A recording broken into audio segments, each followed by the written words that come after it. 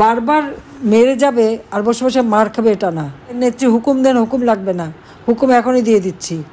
এক গালে চর মারলে আর এক গাল পেতে দেওয়া না, পারলে আর একটা চর কষে মারা।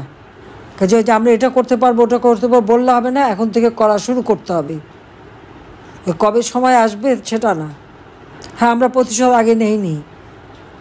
2001-এ আমাদের সাথে যা করা হয়েছিল আওয়ামী লীগের নেতাকর্মীদের সাথে, আমি শুধু বলছিলাম ধৈর্য ধরে আমরা আগে দেশটাকে উন্নত করি। দেশটাকে তো উন্নত করলাম, উন্নত করার পরে আজকে কী অবস্থা হলো, সে উন্নয়নটাও শেষ করে দিল। তাহলে এখন আর কিসের অপেক্ষা? যার যা আছে যে যেভাবে পারবে, যাকে যারা ক্ষতি করেছে তার উপরে যে যেভাবে পারবেন তাদের শিক্ষা দিতে হবে যে বারবার মেরে যাবে আর বসে বসে মার খাবে এটা না। এখানে কেউ কারো হুকুমের অপেক্ষায় থাকবে না।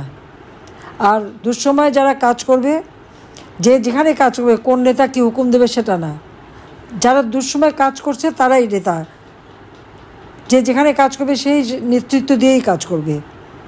আওয়ামী লীগের নেতার কোনো ক্রাইসিস হয় না, কাজে যারা দুর্দিনে কাজ করে তারাই নেতা হয়, এটা মাথায় রাখতে হবে। এবং সেখানে কে নেত্রী হুকুম দেন, হুকুম লাগবে না, হুকুম এখনই দিয়ে দিচ্ছি।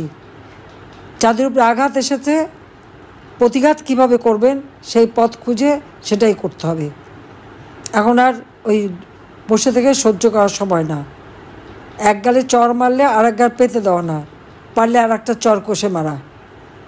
সেইভাবেই ঘুরে দাঁড়াতে হবে। আমি তো আছি। হ্যাঁ, সেই দিন হয়তো বেঁচে থাকলাম না আমরা দুই বোন, কারণ সেই দিন ওইটাই লক্ষ্য ছিল যে 15 আগস্ট বেঁচে গেছি, আমাদের আর বেঁচে থাকতে দেবে না। কাজেই সেইভাবেই সবাইকে কাজ করবার জন্য আমি নির্দেশ দিচ্ছি। বেঁচে যখন আছি, আল্লাহ বারবার বাঁচিয়ে রাখে কেন জানি না, কিন্তু বাঁচায় নিশ্চয় আল্লাহ আমাকে দিয়ে কোনো কাজ করাবেন বলেই আমাকে বাঁচিয়ে রেখেছেন। 21 আগস্ট গ্রেনেড হামলা থেকে বাঁচিয়েছিলেন, যুদ্ধ অপরাধীদের বিচার শেষ করেছি, জাতির পিতার হত্যাকারীদের বিচার শেষ করেছি। বাঁচিয়ে রেখেছিলেন এই জন্য যে বাংলাদেশকে উন্নত করব, উন্নয়নশীল দেশের মর্যাদায় বাংলাদেশকে উন্নীত করেছি। কারণ বাংলাদেশ সেই পাপের হাত থেকে মুক্তি পেয়েছিল, বিচারহীনতার হাত থেকে মুক্তি পেয়েছিল, যুদ্ধ অপরাধীদের বিচার করেছিলাম, সেই জন্যই বাংলাদেশের উন্নতি হয়েছিল। আজকে আবার বাংলাদেশের সেই উন্নয়নকে ধ্বংস করেছে। আল্লাহ বাঁচিয়ে রেখেছেন যে আজকে চেহারাগুলি সব চেনা হয়ে গেল। এরপর যখন যা করার করতে হবে এবং বাংলাদেশকে আবার আমরা উন্নত করব, সমৃদ্ধ করব, এবং যে লক্ষ্য স্থির করেছি সেই লক্ষ্যে আমরা পৌঁছাবই।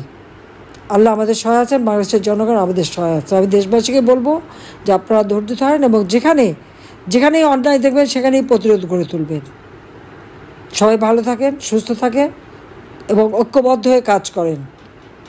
কে কী করলো না করলো ওই বিচার করার সময় এখন না।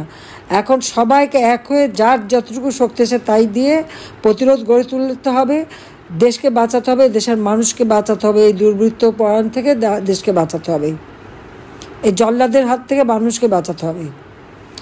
এই মানবাধিকার লঙ্ঘনকারী, জঙ্গি, দুর্নীতিবাজ, খুনি ইউনূসের হাত থেকে বাংলাদেশকে রক্ষা করতে হবে।